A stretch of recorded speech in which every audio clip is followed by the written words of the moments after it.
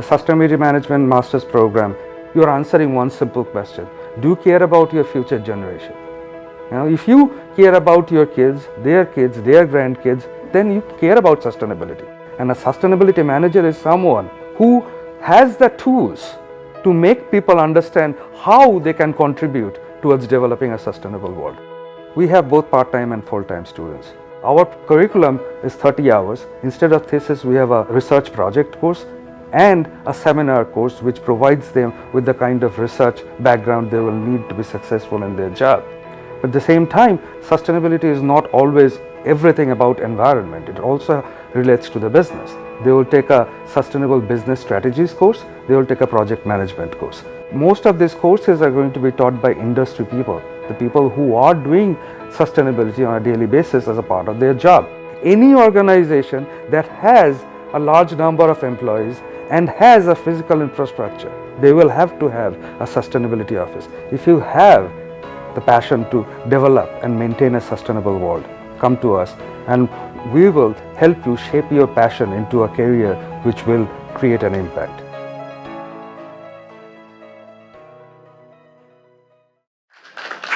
Thank you. Thank you everyone for having me here. As mentioned, my name is Juliette Barre. So I work for Tenaxia, and I'm going to tell you a little bit more about what we do, the technology, and what we do, especially here in the US. And sometimes I'm going to talk a little bit about Europe, trying to compare the differences between sustainability reporting and data management here and in Europe. But first, I've seen a little bit of your program for the master in sustainability management. Everyone is in this master, right, in this class? Or some are... No, there are some other people. Some other people, okay. And I don't know anyway, what did you learn exactly there? So I'm sometimes going to talk about some letters or acronyms, and I'm not sure everyone will be on the same page on me. So does anyone knows, for example, what is GRI? GRI is a Global Reporting Initiative. Have you ever heard of it? Okay, so I'm going to talk about this a little bit, and so ESG. Sometimes we talk sustainability, CSR, corporate social responsibility, and when you talk with investors on the exact same topics, they will say ESG, which is environmental, social, governance.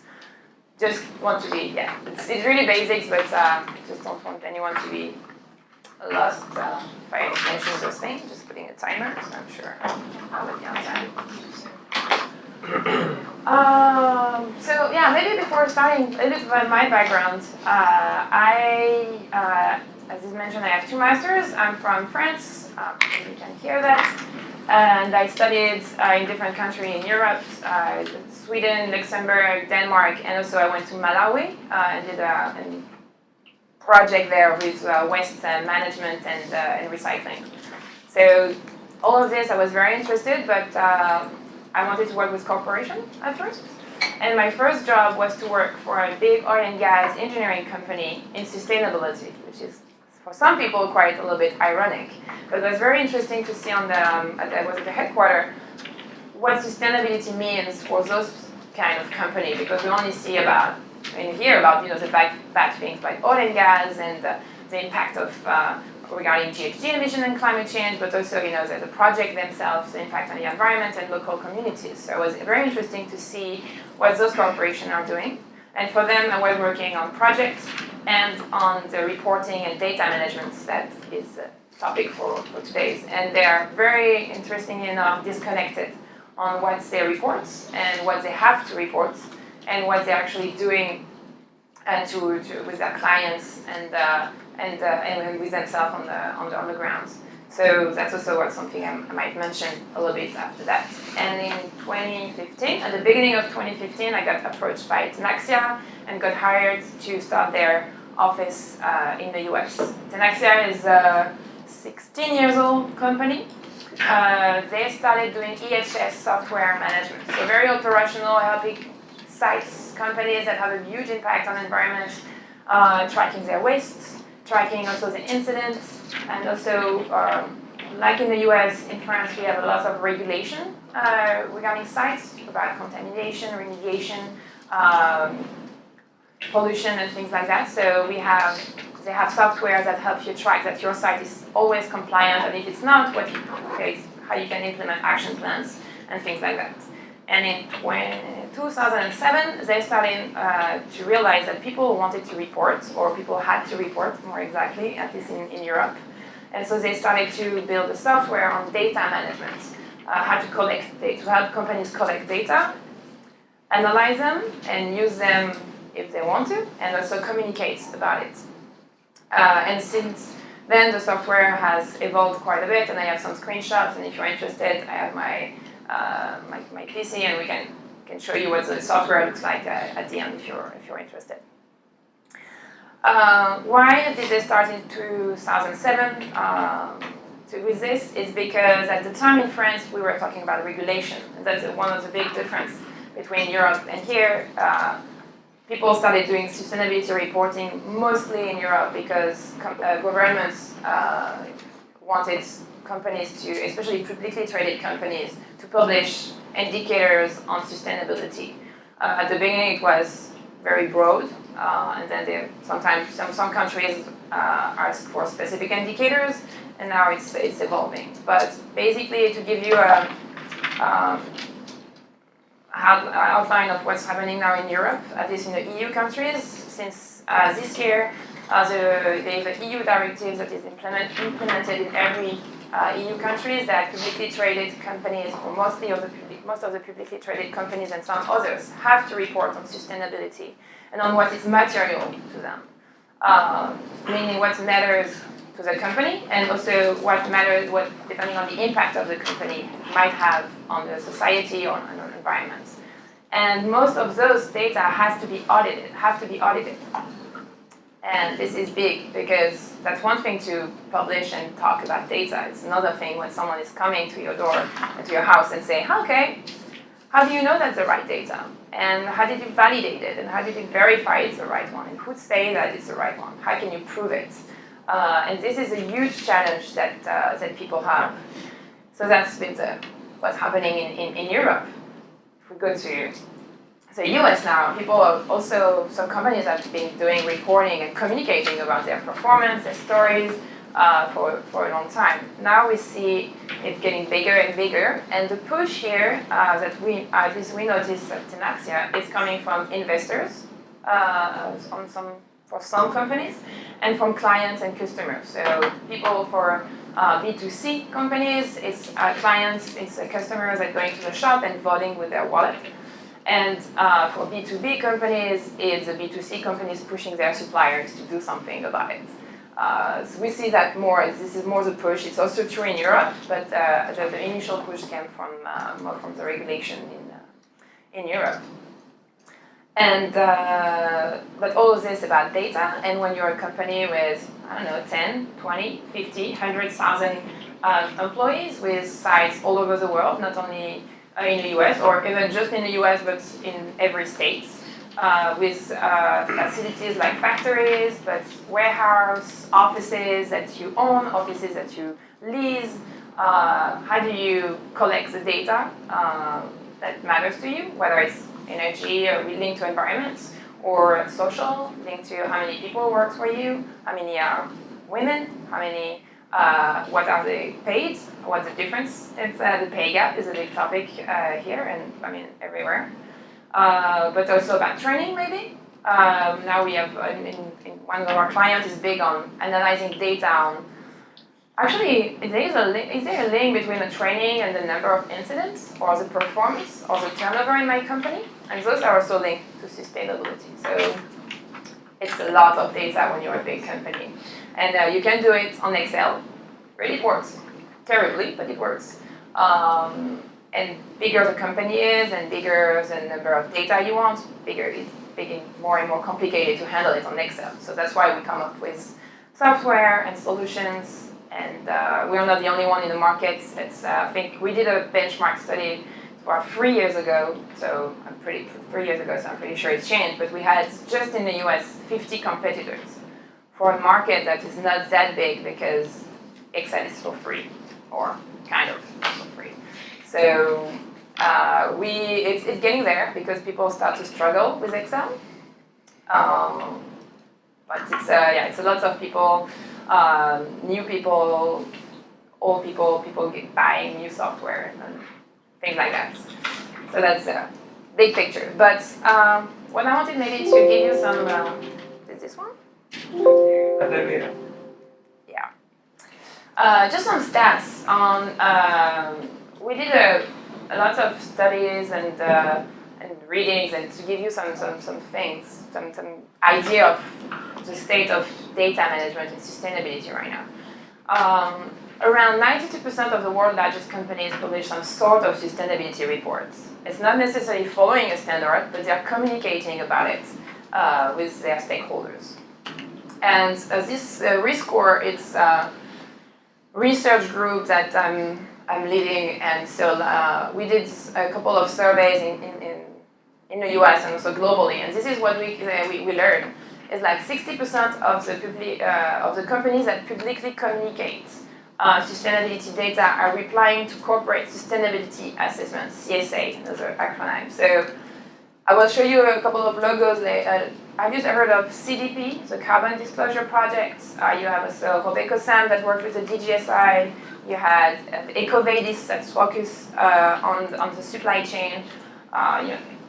This is the three biggest I can think of right now, but there is a lot, and this is a very, very big pain point for companies that have to reply to all those questionnaires because they are not exactly the same. They are asking kind of the same questions, but not exactly, not to the same depth.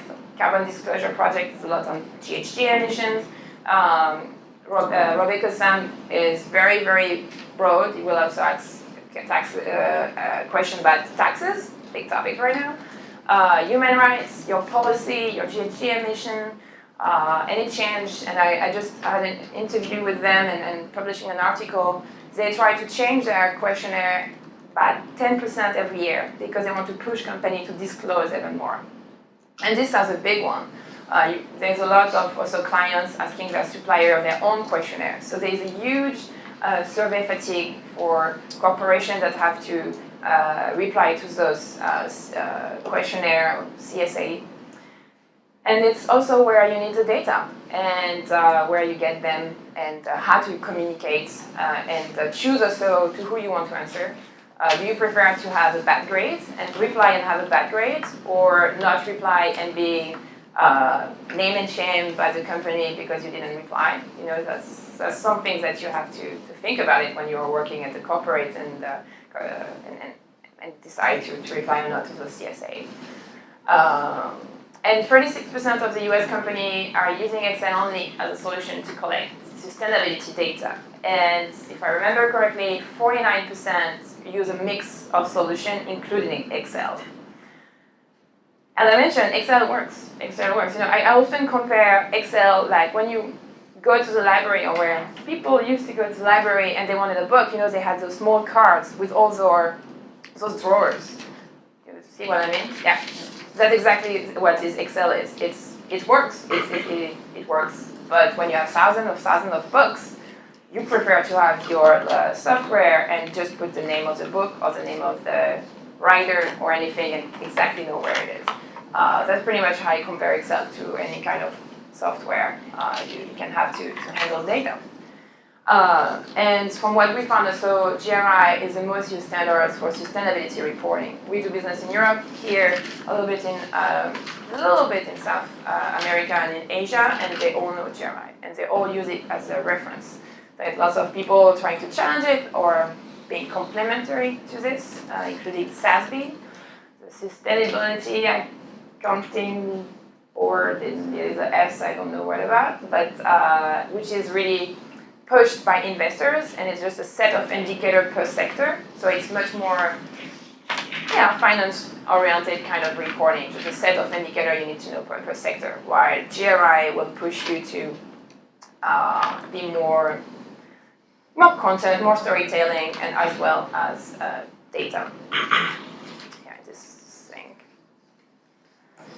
So these are a sea of standards and frameworks. It's just really the first one I could find, but there's so much more of this. And this is one of the things that are the most used.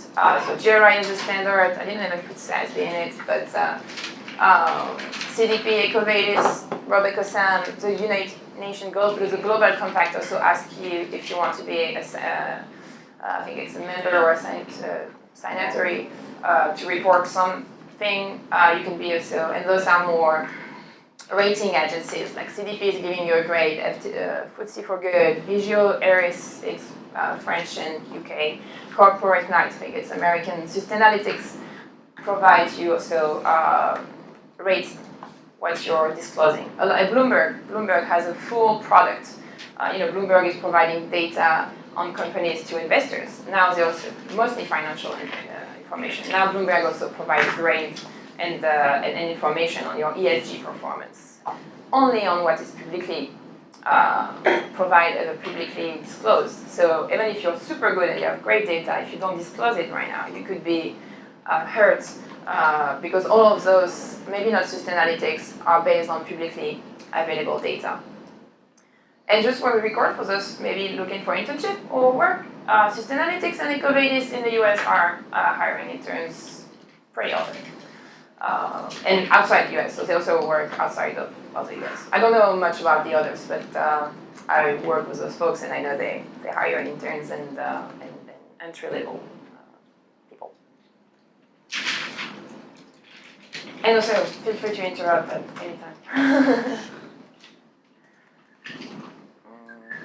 Okay.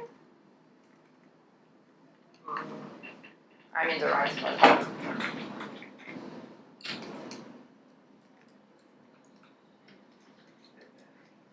Battery, maybe? Oh, maybe, yeah.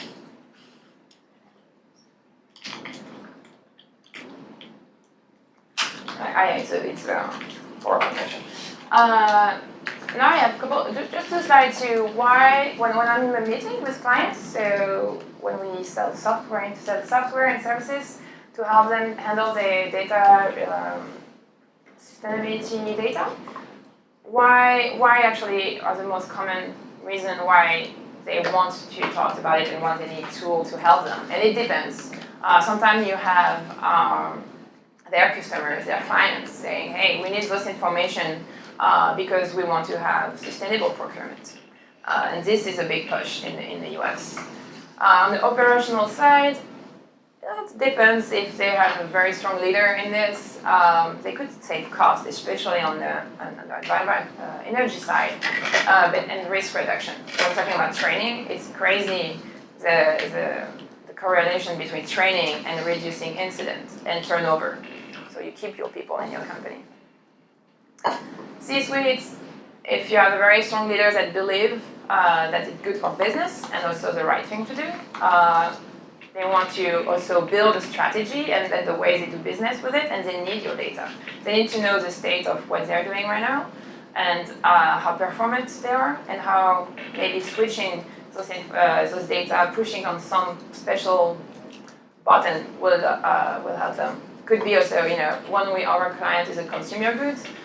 They wanted to do green products, but they needed first data on the market, how many people are going to buy green products, and also how much is it going to cost, and to do, but also to handle at the end, where is the waste going? Can we do something about it? Because consumers are reacting pretty well at companies that can fix or recycle their own products, things like this. And you have the investors that want to be sure their money is well spent. The big thing right now for investors, the Bloomberg conference is to look for everything into food and agriculture kind of companies. Do they have a policy or a strategy, an objective regarding climate change? Not necessarily GHG emission, but adaptation. Because if they don't adapt to the climate changing, then there is no more crops, there is no more food, and we don't want to invest in companies that cannot produce food. It fits the purpose of the company. It's really as basic as this. So that's usually the reason why people come to us or are interested to buy our tool, is because they need to have their data for those reasons. And what we try also to tell them is why do they need it? Why do they need to have good data? Not only have the data, but good quality data. If they want for the customer to reply to CDP, GRI, the scorecards and everything, they want to have a good process and data ready to be communicated. And that changed everything when, as I mentioned, some of them decide to not reply to this CSA, this kind of questionnaire. Sometimes it doesn't hurt. It doesn't. Sometimes it can. More and more of our clients that use Ecovadis for their supply chain are saying, we don't want any suppliers in 3 years that have below the grade 60, which is, I think the grade for Ecovadis is up to 100, if I'm not mistaken. And so they communicate that to their suppliers, and if the supplier doesn't want to reply, well, you have 3 years to figure it out, because if not, we're not going to do business with you anymore. Depending on if you're a small or big supplier, the pressure is not the same. But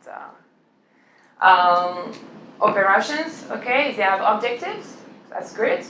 How do you reach those objectives? Where are you sure the way you calculate your current performance is a good one? So this is also where we come in. C-suite, you have no idea the number of people, the client we met, and they have a strategy reducing by 20% of their GHG emission, and they switch to our tool or to someone else's tool actually, and realize the way they were calculating their data, their GHG emission, the final one. Well, with Excel wasn't exactly the good number, and so if you base your strategy on wrong information, you could do worse than what you wanted to do, and also just spend money on something that doesn't matter. And investors, yeah, it's really linked to the CSAs that I'm going to talk about later. Same thing, and I forgot to put that slide, but investors, they're starting to use your data, and they all know that your data is, they have no trust in the data that they are getting from that are coming publicly disclosed in your CSR report. And they're pressuring on this a lot. And it was crazy. I think it was PwC who did this study, and asking corporation how sure are you of your data, the quality of your data. Corporation, 100% sure in the survey. Investors, 19%. Yeah, but they still use it. I mean, at the end of the day, they're still using those data that they are not sure about. We are here also with technology to make that better and make them trust, make them have good data, better data quality at least. There is always margin of error, but it's crazy how you can reduce that just by implementing a system, like all the things that can be automated that change everything. Like I think the biggest error we see, unit conversion. As simple as that, just as simple as that. You have data that's coming from Europe, US, Asia, you don't use the same units. Kilowatt, megawatt, still that's okay, but then you have, I had to create in the software some units that I never heard of and that you're using here in the US. If I am at the headquarters in France and I have to convert that, I would Google it, probably make a mistake for all the US sites. That can be a lot. Yeah. So if you're working with a company and they ask you to help them with their data, do you add to their CSR report, or do you guys produce a separate report that investors look at? So yeah, we don't produce anything more. So usually we ask what kind of indicator are you collecting at the moment, what do you collect, and what do you communicate. Very different. Especially most of them are KPIs at the end, calculated indicator based on this. We also help them at first, like maybe we can help you actually look at a bit more in depth of what you're actually collecting. Maybe there is some smarter things or some topic you're not talking about, or sometimes you're collecting data that no one cares and that has no value for you, and you're spending time on it and money on this. It doesn't matter. So we help them with the content. What should you, or what you could collect as a data, what you can do with it. We also help with all the analyzing and verifying it. And then with the software, basically, you can report to any of the frameworks I mentioned, and then you can choose which kind of information you want to communicate. But we don't do two separate reports at the end. Okay. It's no, they have the one they want, and then if they want to reply to someone else, we just configure the software to say, just export the data for EcoVadis questionnaire, or just export the data for CDP and the others. So why would a business go through the entire process of, sometimes a lengthy process of putting together a very beautifully, aesthetically appealing CSR report if investors only really see it as 19% accurate? Yeah, because they don't necessarily know that the investors, often what we've seen is investors relation department and sustainability department don't necessarily talk to each other. That's first thing. So, and the second thing is, so far what we've seen also is the investors are looking at the publicly disclosed information that they can find in Bloomberg, that they can find in RobocoSAM as well, but they don't necessarily talk to the companies. And I've been to this conference in Bloomberg, and you had half a day focus on investors' side of ESG and half day corporate. They don't speak the same thing. And as I mentioned, for companies, 100% of our data are super reliable, no problem. They don't see it. It's a discussion, and also this is also the big. There are no mandatory audits in the U.S. So except PwC publishing these studies, or when you go to conferences where investors are saying we don't feel comfortable with your data, they are not really challenged by it. They have no auditors coming and saying, okay, this is terrible. I mean. And it can happen. When they're using Excel, how do they consolidate everything? They receive emails and Word, and they have these master Excel spreadsheets with sometimes different units, and they don't realize, and they just add and some and consolidate it like this. But for them, it's we realize it's really because when we sell the software in Europe, the first thing we say is you will have super good data quality, and you'll spend just 2 hours with the auditors to go through it, and that's it. And that's one of our best selling points. When I arrived, I did the same thing coming here. Yeah, I don't care, I don't have auditors, and my data are good. I just want something to collect data and push a button and have my report. Okay, different way to say things.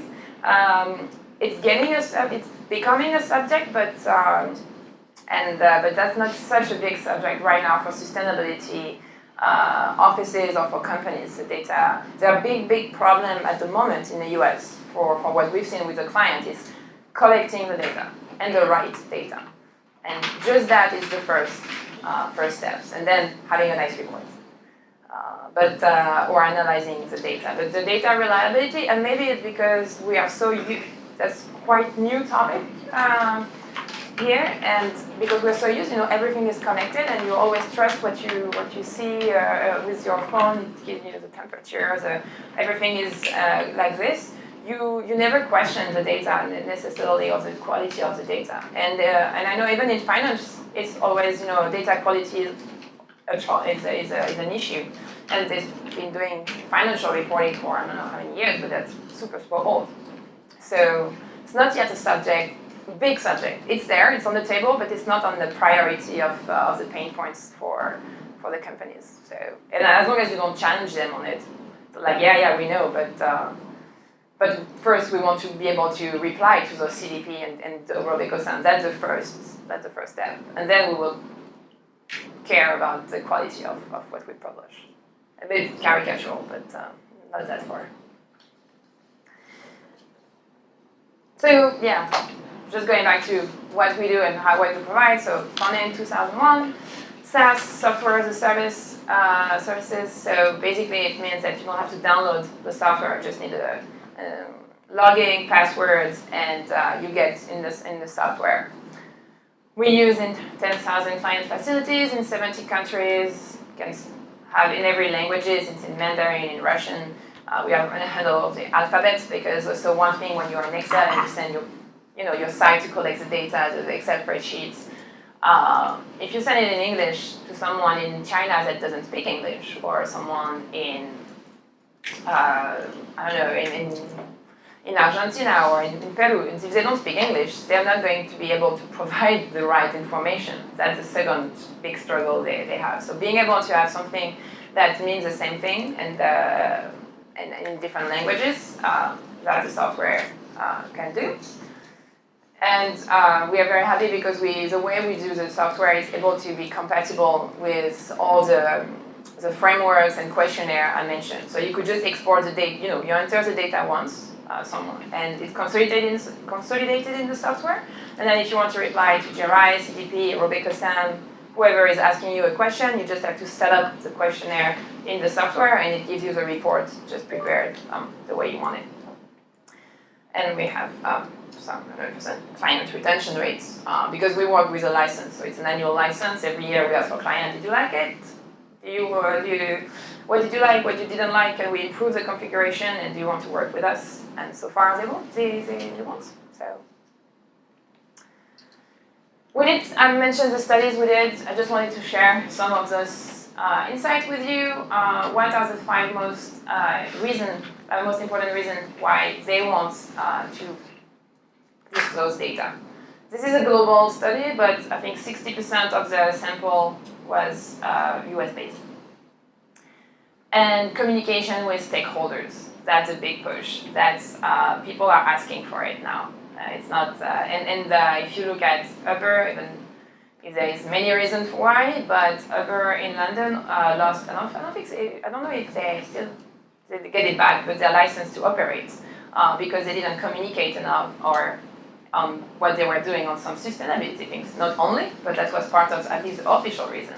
So it's becoming very important to communicate because for Uber, losing a business like London, that's material. That means something.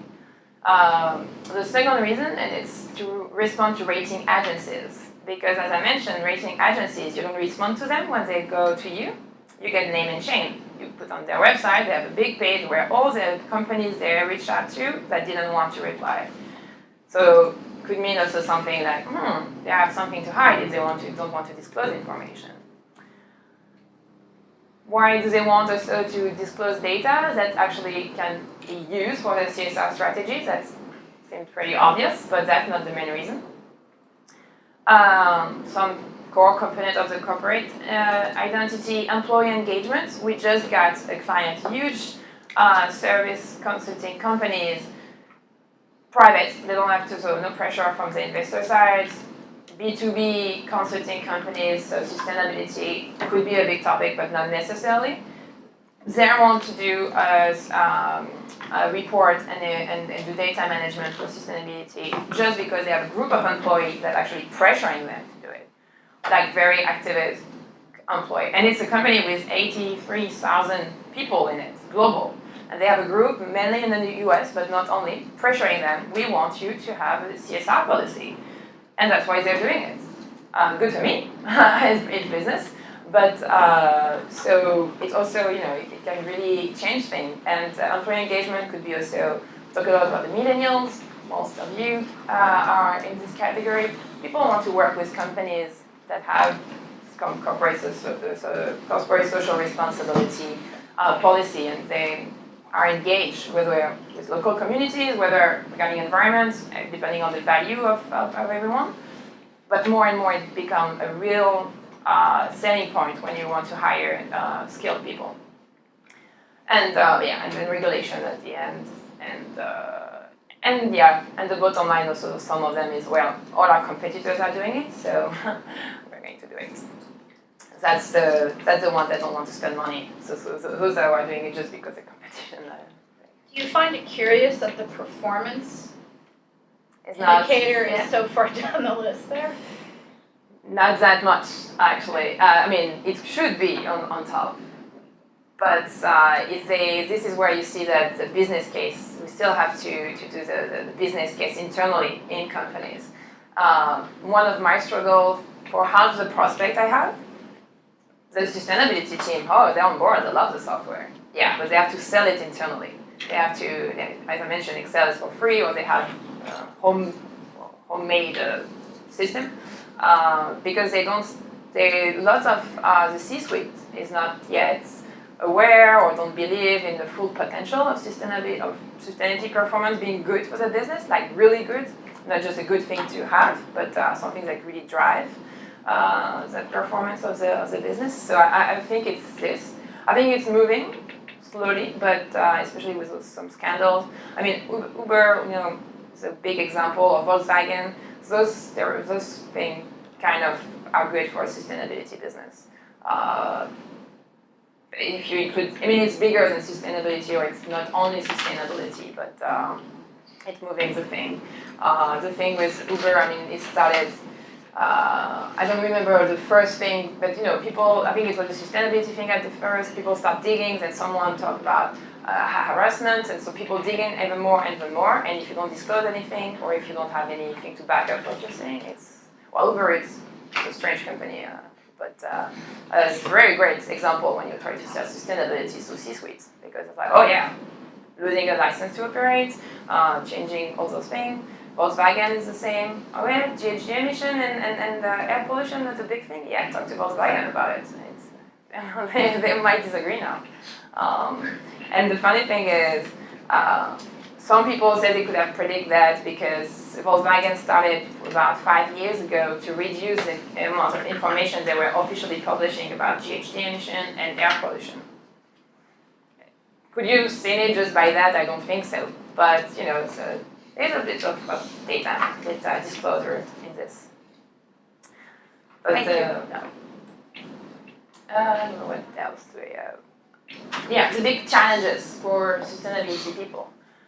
Define the right content, and that's changed because before it was replying. This is a 2017 study. We did a study in 2016, and I think I have the slide after that, which is never mind.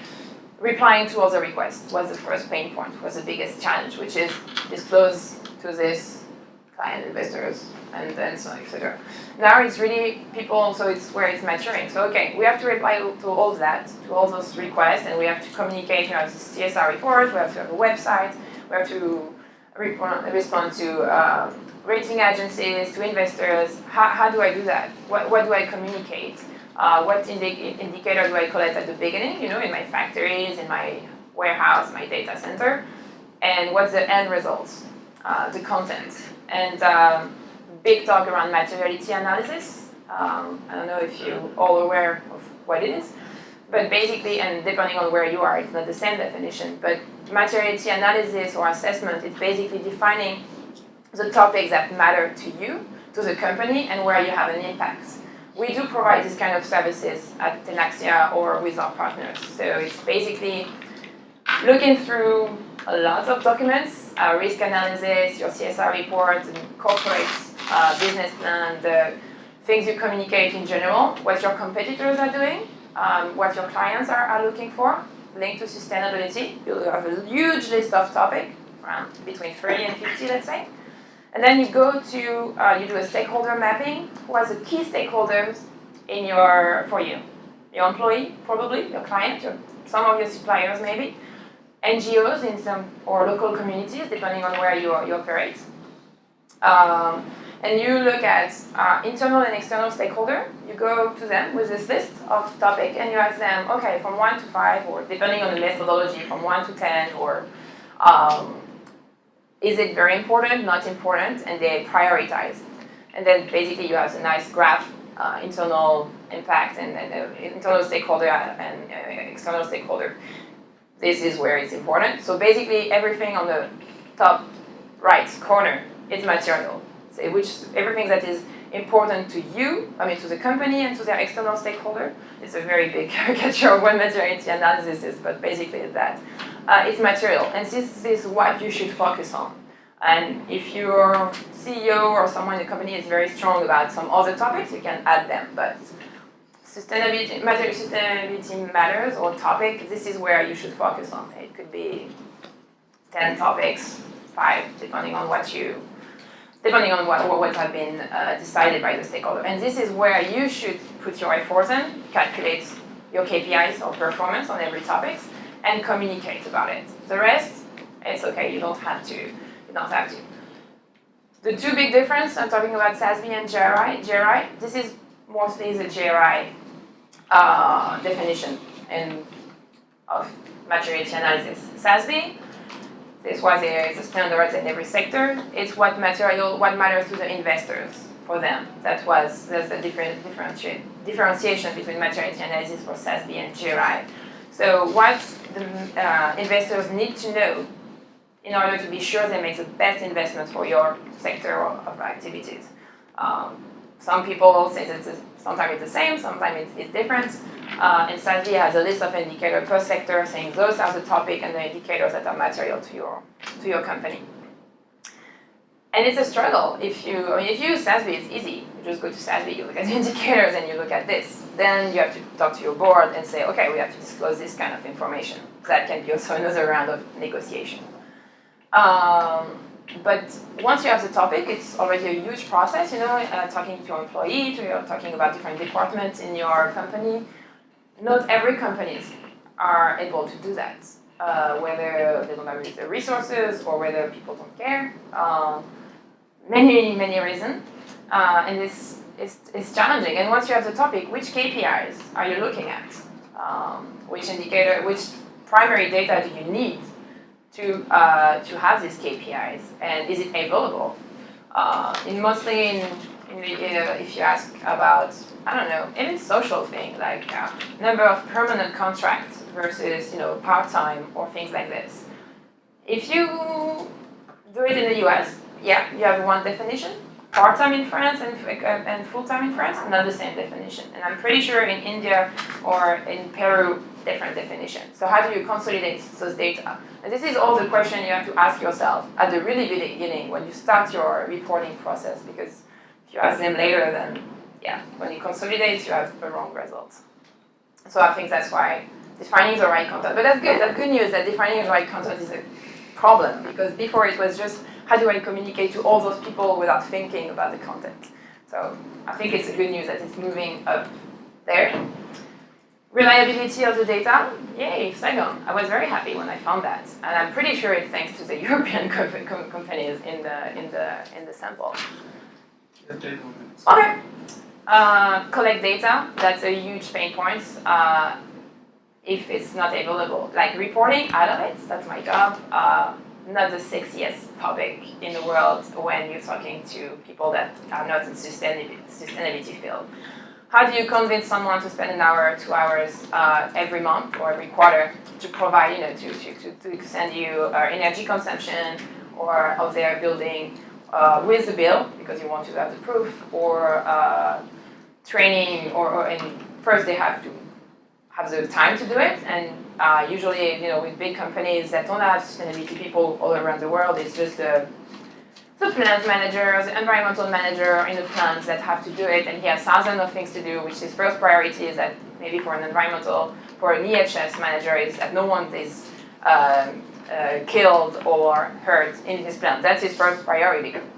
Giving you data about the energy bill for the quarter, yeah, very, very, very low in his list of things to do. So, and if you're in a plant where there's not always energy access or internet access, then how do you fill everything? So collecting the data in the right time with people that don't necessarily want to do it, that's a big challenge. Or if you're brand new to sustainability reporting, and you have to ask now hundreds of people around your organization to provide data. Yeah, they never did it, they don't care about sustainability, or they don't care about data reporting. Pushing them and forcing them to do it, very challenging as well. And that's the main struggle we encounter with US companies. That's why they all think about automation, data automation. That's a big topic for us. We don't do it at the moment directly, like having, plugging with utilities like energy or Con Edison or things like that. It's technologies as it's getting there. So far, lots of companies are telling you they can do it, and then it costs a lot, and it doesn't work very well. So we decide to invest in R&D and work with different people at the moment to have a similar project, similar approach, but not completely automated, where you just push a button and you have everything. But that's a huge topic, and a lot of companies are investing a lot of money on R&D for data automation, reliable data automation. Also, yeah, that's also why we don't want to do it right now. It's not reliable when you do it. I mean, we find it's not reliable enough, at least for our clients. And yeah, and anyway, you will have the presentation, and I can give you also the studies, so if you want to look it up a little bit more. Just and yeah, that was I don't know why I put this slide, but so in 2016, that was the 3 pain points from the survey. The number of frameworks, too many of them. We don't know which one to choose, which one to reply to. Tracking the workflow, people they had data, but most of the time they didn't know where it was coming from, who provided it, who did what, who's in charge, and consolidating the information. Units, companies are organic, so there's merger, acquisition, they sell part of their business. How do you, at the end of the day, consolidate everything? And yeah, you ask for an information and it doesn't come in the right template when you want to consolidate data. That's pretty challenging. Yeah. That's the challenges of sustainability reporting that we find the most common, and that's what we try and with our clients to for our clients we try to help them with, and it's really linked to the content and what we call the container, which is like the tool. So it's not just about the tool. We don't position ourselves as a software company or only a software company, because I can send you, in French, I love food analogy, but it's like a good kitchen. You have the best kitchen and even the best knife, perfect oven, perfect for Thanksgiving. Yeah, if you buy crap food or if you're a terrible cook, it's not gonna taste good at the end of the day. It's pretty much the same thing with software. We are very proud of our tool, but you need to put good content in it. And so what happens for us is sometimes we even when we see a very terrible kind of indicator or a report process, we offer, we don't offer, we try to sell it, but at the end we prefer to offer 1 or 2 days of consulting services to help them go through it. Because if not, they're not going to like their report and they're not going to stay with us. So we prefer to spend a bit of time with them on very defining the contents. Yeah, let's say this. I should not have put animation in this. But so that's basically our model. We do consulting plus software. Back in France, we're under the same company. And here at Tenaxia, I'm working with US partners, US consulting companies, because we thought we have different culture and we need Americans to understand American companies. So instead of bringing our own consultants, I developed a partnership program, and now we have consultants selling the software to their clients, and we work together for prospection and talking to and approaching clients. And it's a good model because the consultants are here all the time, if need be. So not only of the content creation, but also when you're doing the data collection, as I mentioned, not the sexiest job in the world. You can have services of us helping you verify some data or calling people saying, hey, you haven't provided everything, please do it, or do you need help? And at the end, also, once the report is done, it could be about doing benchmark, looking at objectives. Did you reach them? Yes, no. Can we implement strategy and initiative to reach your objectives, whether environmental performance or social performance?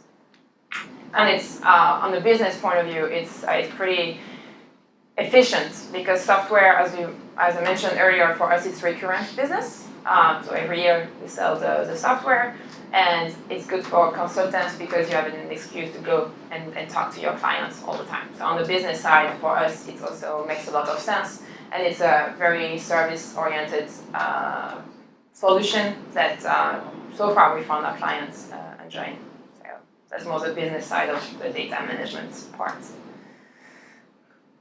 And yeah, maybe it's better if we have time for questions now, and if you're interested, I can show you what the software looks like, but we do corporate responsibility. We could set up the software just for the carbon footprint, which is a big request here in the US, compared to Europe, where it's a lot about sustainability, a bit more at large. Here, it's really huge focus on carbon emission and energy management a little bit, and then sometimes local community, and not so much of the rest of what we see, at least in Europe.